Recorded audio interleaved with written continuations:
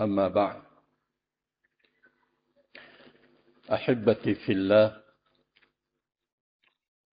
melangsungkan membaca awa'iq fi tariqi talibil ilm, membaca risalah awa'iq, penghalang pengganggu di jalan para penuntut ilmu. Beliau telah memberitahukan kepada kita bahwa ilmu akan menjadikan kita orang yang memahami apa yang di depan kita dari mara bahaya, genting hidup,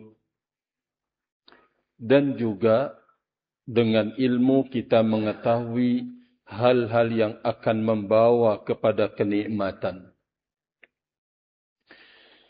Kemudian beliau mengingatkan kita dengan hadis Nabi sallallahu alaihi wasallam, "May yuridillahu bihi khairan yufaqihu fid din."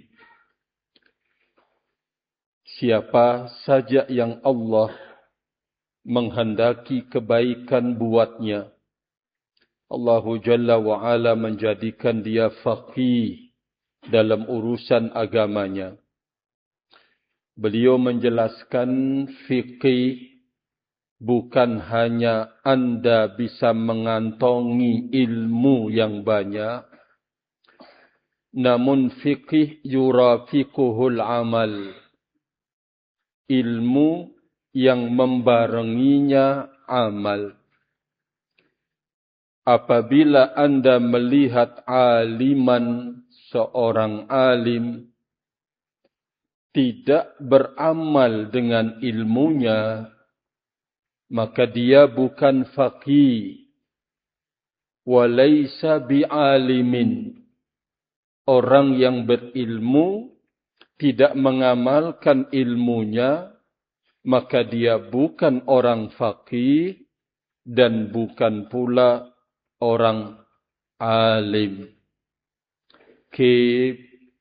Berarti masih berstatus jahil. Orang yang berilmu tidak mengamalkan ilmunya, maka dia bukan faqih dan bukan alim. Mari kita langsungkan yang kita akan baca pada malam hari ini. Qala rahimahullahu ta'ala, wa Rasulullah alaihi salatu wassalam qala. Rasulullah alaihi salatu wassalam bersabda, "Mathalu ma ba'athani Allahu bihi minal ilmi wal huda kama thali ghaithin asaba ardan." Permisalan apa yang aku bawa dari ilmu dan petunjuk, perumpamaan apa yang Allah mengutusku dengannya secara letterletnya, permisalan apa yang aku bawa dari ilmu dan petunjuk, diutus oleh Allah, seperti ghaithin, hujan deras. Rasul alaihi salatu wassalam mempermisalkan bahwa petunjuk yang dibawa, dilalat al-musilah ilallah, yang menyampaikan kepada Allah Jalla wa'ala, ilmu syar'i yang bersandar kepada kitabullah dan sunnah Rasul alaihi salatu wassalam. Rasul sallallahu alaihi wasallam mempermisalkannya bagaikan hujan deras yang turun di berbagai jenis tanah. Subhanallah.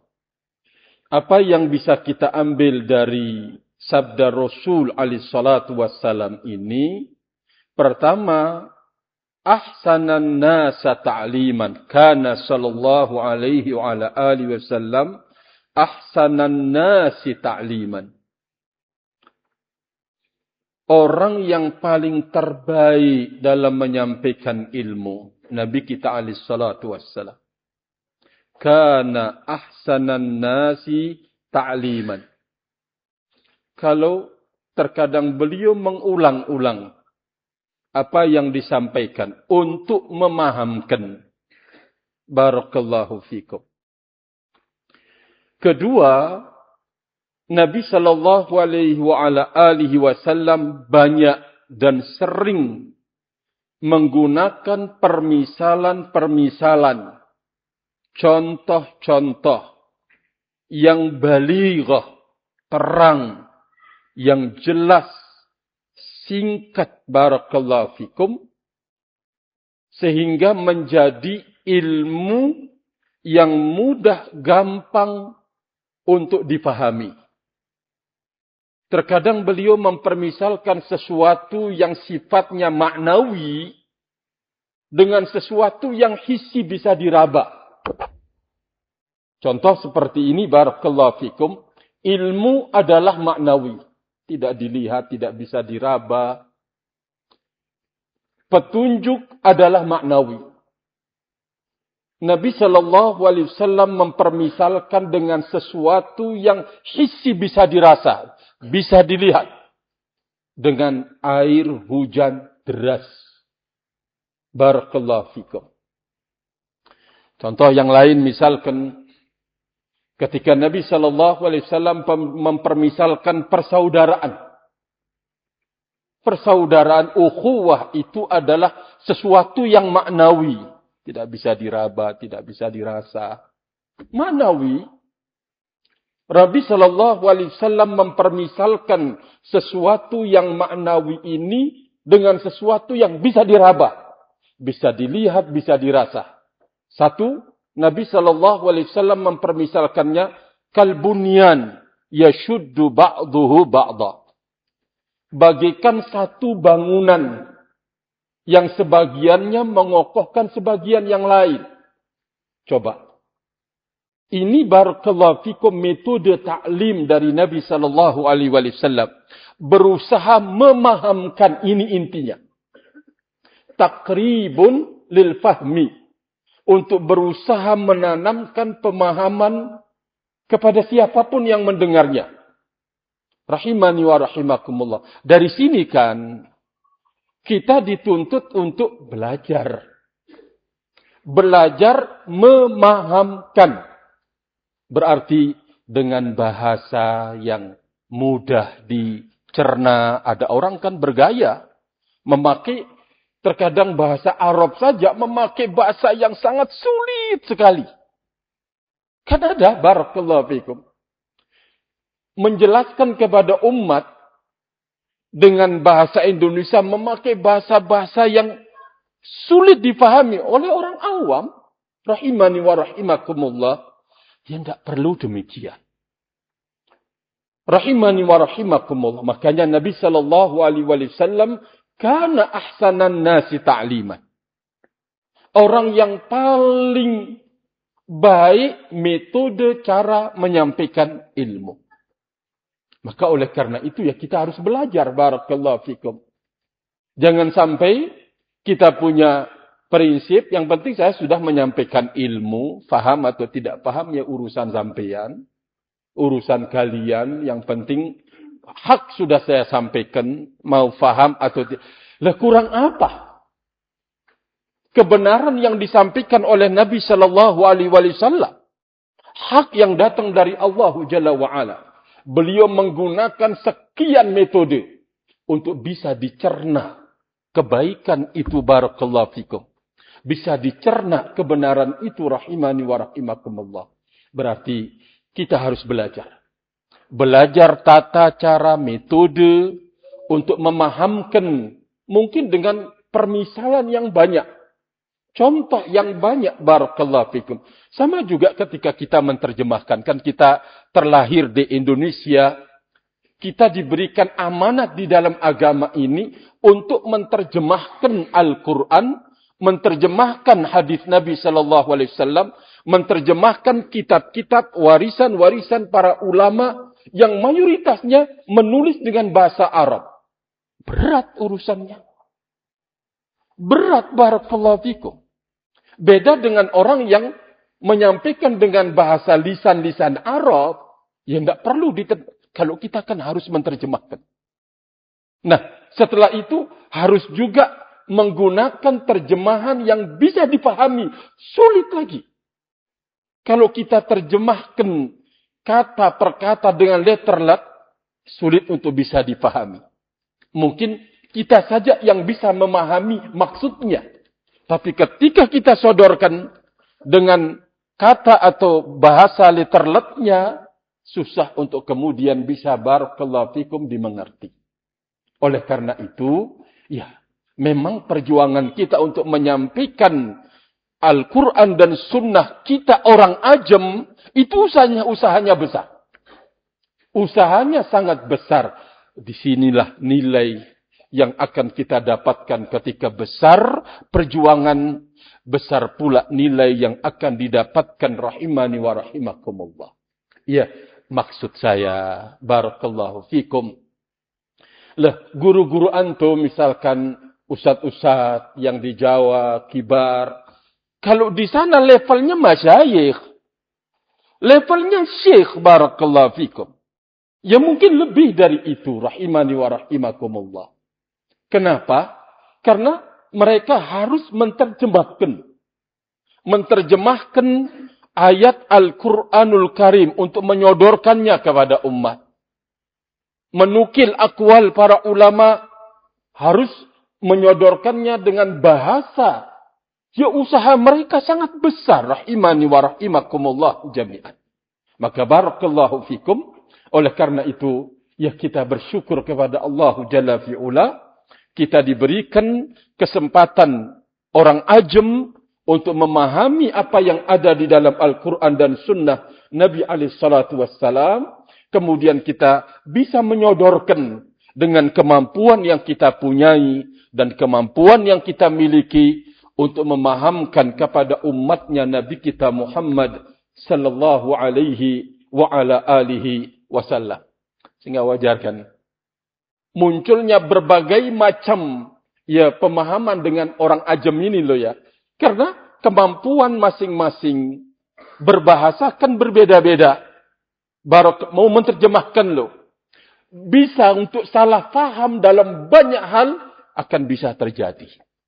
Disinilah nilai besar dan pentingnya petunjuk dari Allah Tabaraka wa Ta'ala. Sebuah petunjuk dari Allah Tabaraka wa Ta'ala untuk memahami apa yang ada di dalam Al-Quran dan Sunnah Nabi Sallallahu Alaihi Wasallam dengan pemahaman para pendahulu kita yang soleh. Ahibbati fillah artinya bahwa kita harus belajar untuk bisa memahamkan. Untuk bisa memahamkan. Kayak sekarang caranya, kita ini orang Indonesia mau menerjemahkan, berarti kan kita harus banyak membaca tulisan berbahasa Indonesia.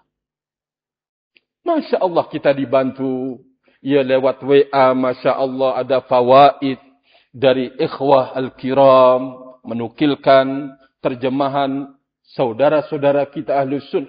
Itu semuanya adalah peluang untuk kita bisa belajar berbahasa. Belajar barakallahu fikum untuk berbahasa rahimani wa rahimakumullah. Menjelaskan kebaikan kepada setiap orang. Ini Nabi SAW ada pelajaran yang sangat penting bagi kita barakallahu fikum. Menyodorkan ilmu, menyodorkan kebaikan, menyodorkan al-haq. Bagaimana kita berusaha untuk bisa memahamkan kepada masyarakat rahimani wa rahimakumullah. Nah, sekarang permisalan ilmu petunjuk yang dibawa oleh Nabi sallallahu alaihi wasallam bagaikan air hujan yang turun. Perhatikan sekarang terkait dengan tanah itu sendiri. Tanah ini adalah permisalan qulub. Hati setiap manusia yang akan menampung dan menyerap petunjuk ilmu dari lisan Nabi kita Muhammad sallallahu alaihi wasallam.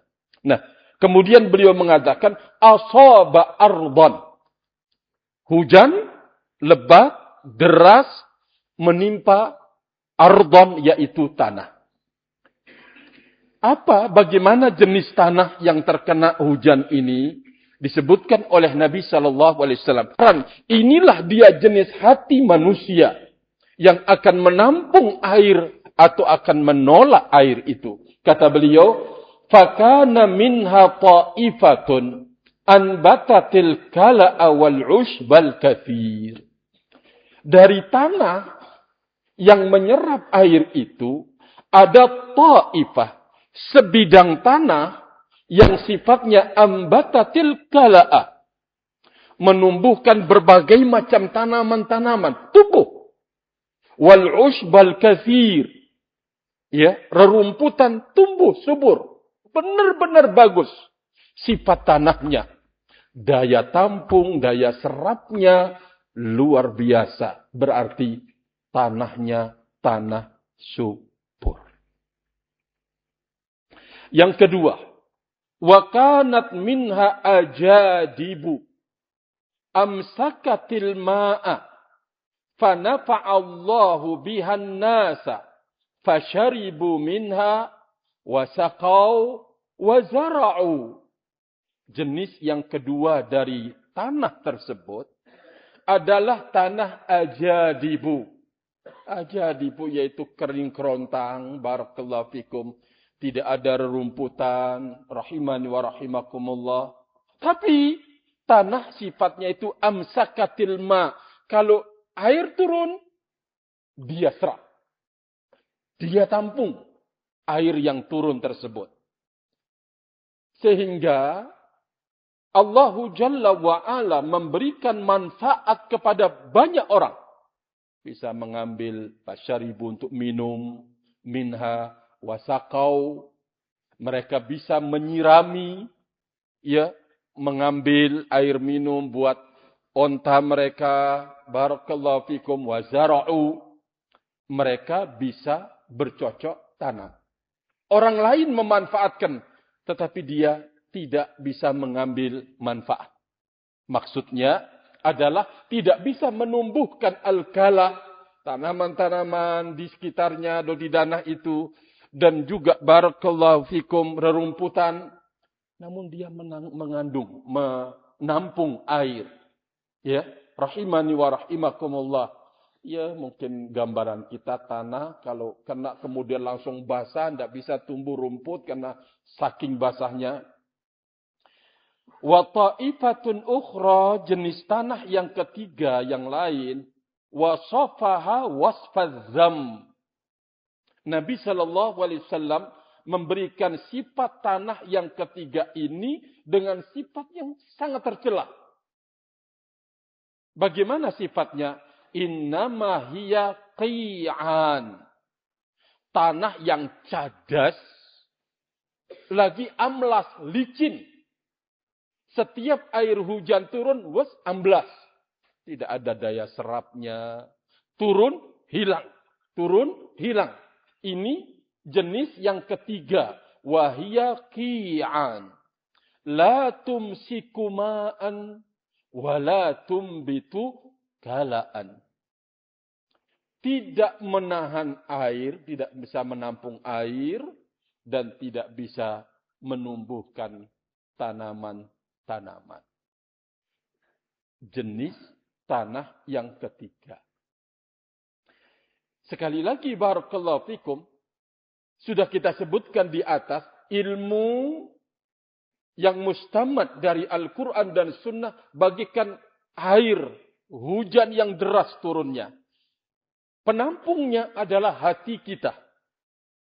Qulub kita yang menampung air hujan tersebut, menampung ilmu, yang menampung petunjuk. Ternyata ada 3 jenisnya yang disebutkan oleh Nabi sallallahu alaihi wasallam. Satu yang terbaik, orang yang punya hati yang terbaik, barakallahu fikum.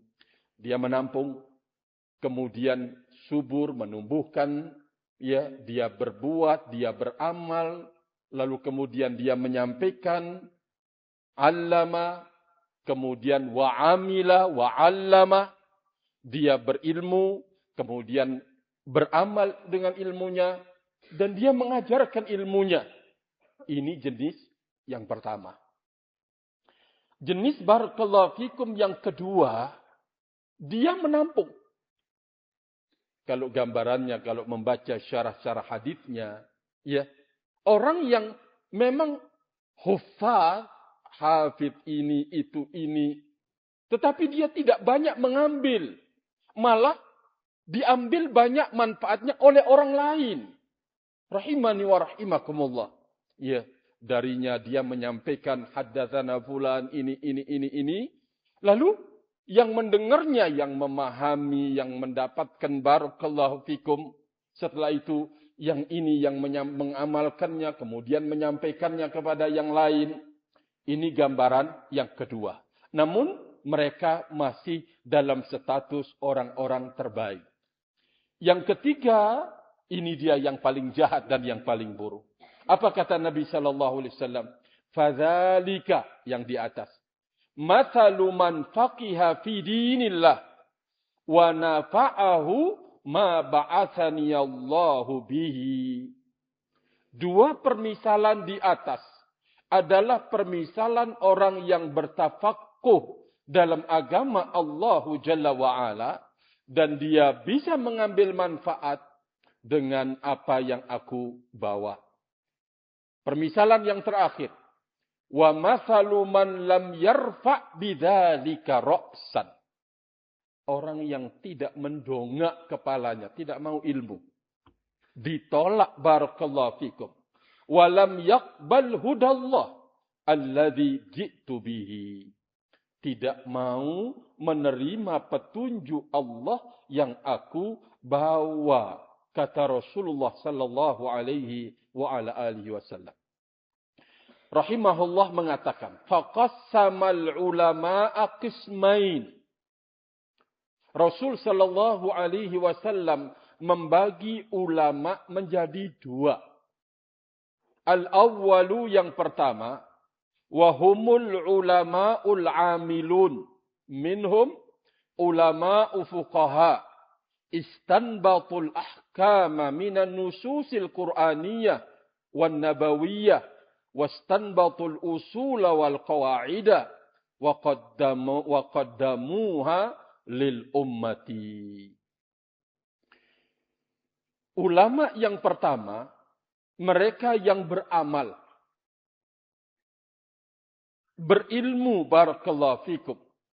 Mereka mengambil hukum-hukum dari nas-nas Al-Quran dan hadits Nabi sallallahu alaihi wasallam.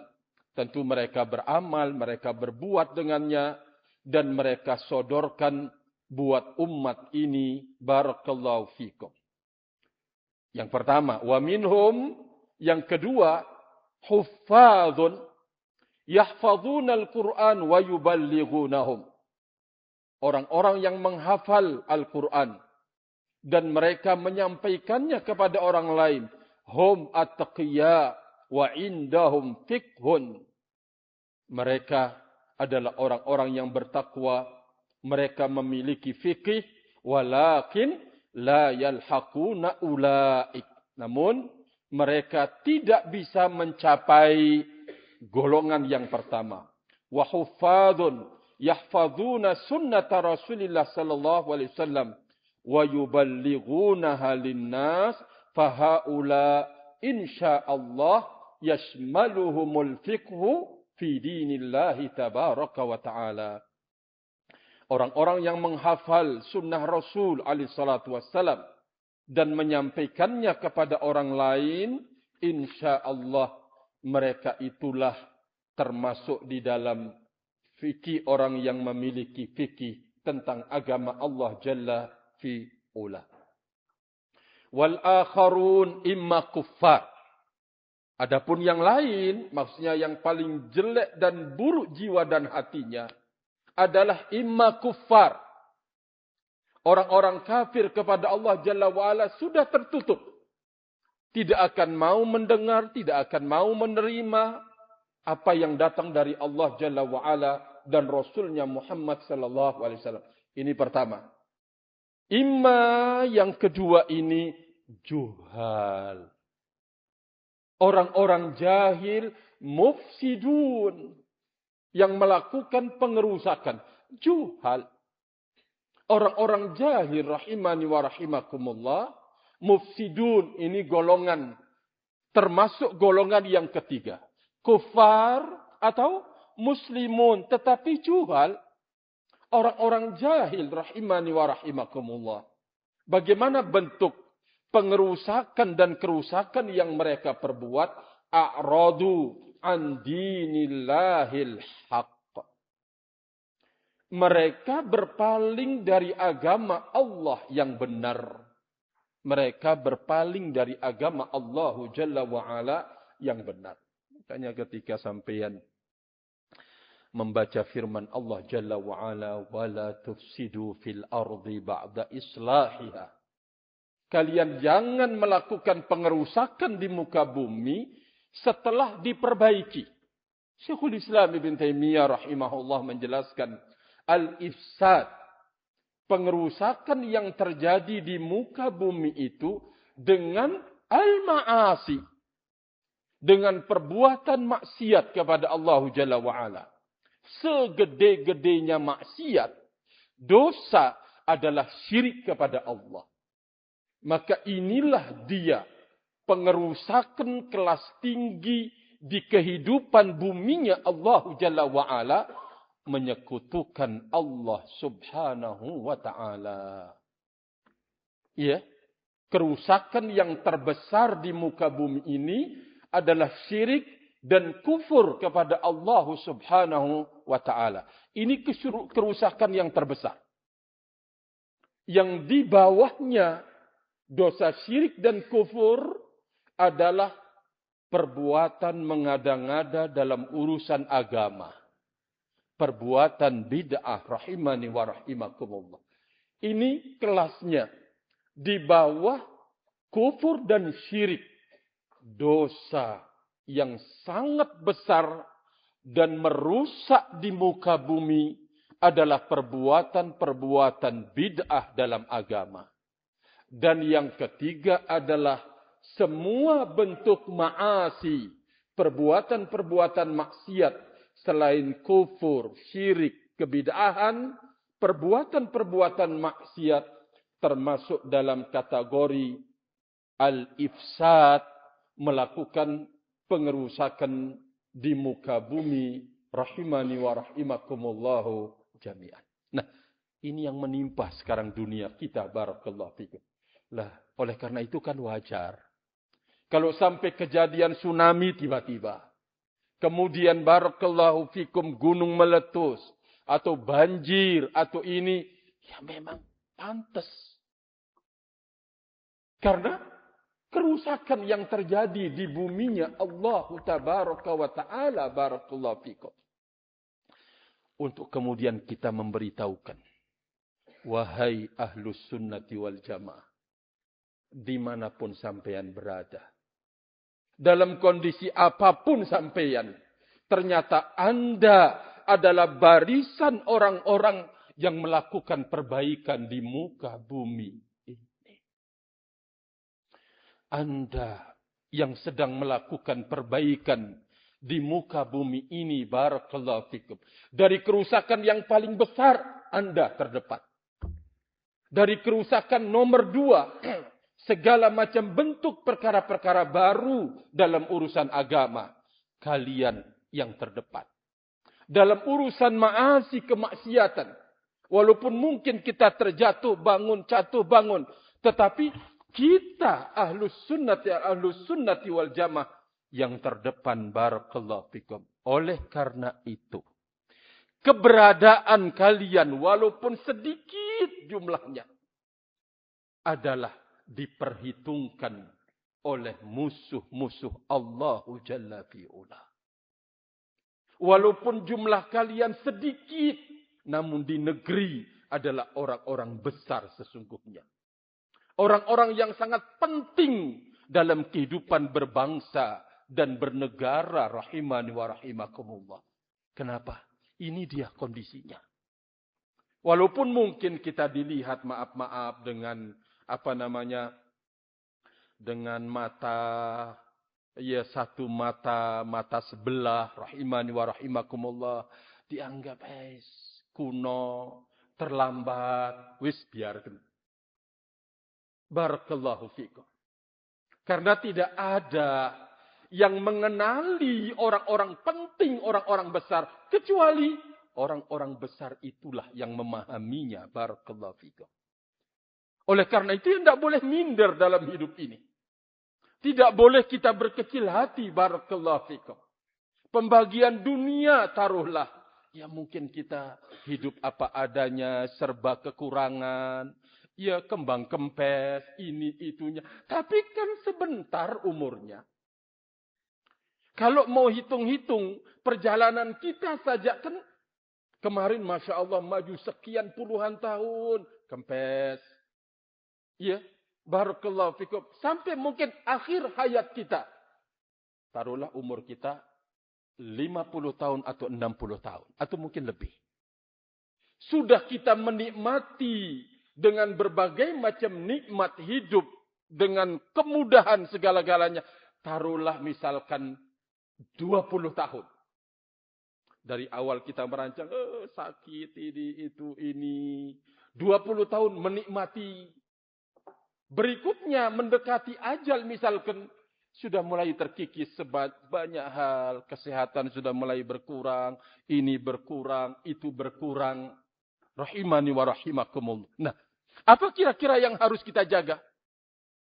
Apa yang diberikan oleh Allah dan dititipkan dari petunjuknya. Ini modal untuk membalik semuanya itu. Menjadi sebuah kebahagiaan yang abadi. Di sisi Allah Jalla fi'ula.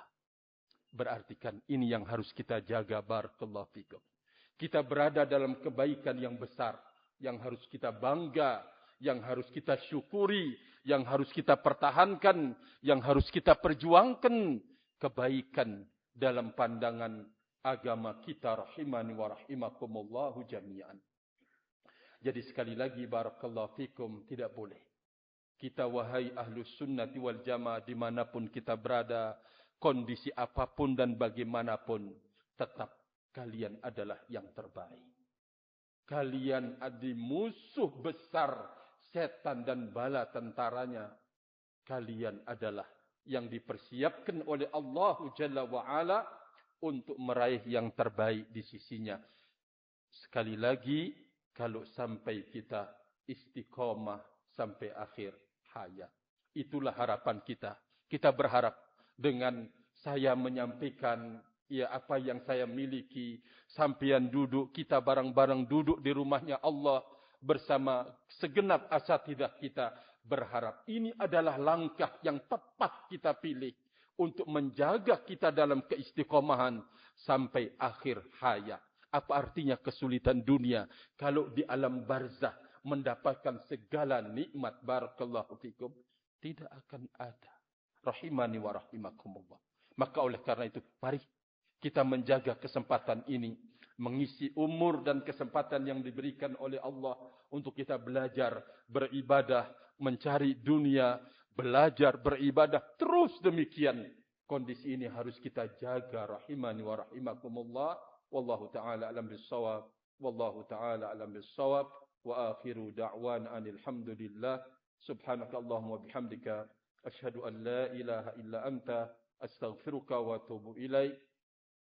Wassalamualaikum warahmatullahi wabarakatuh.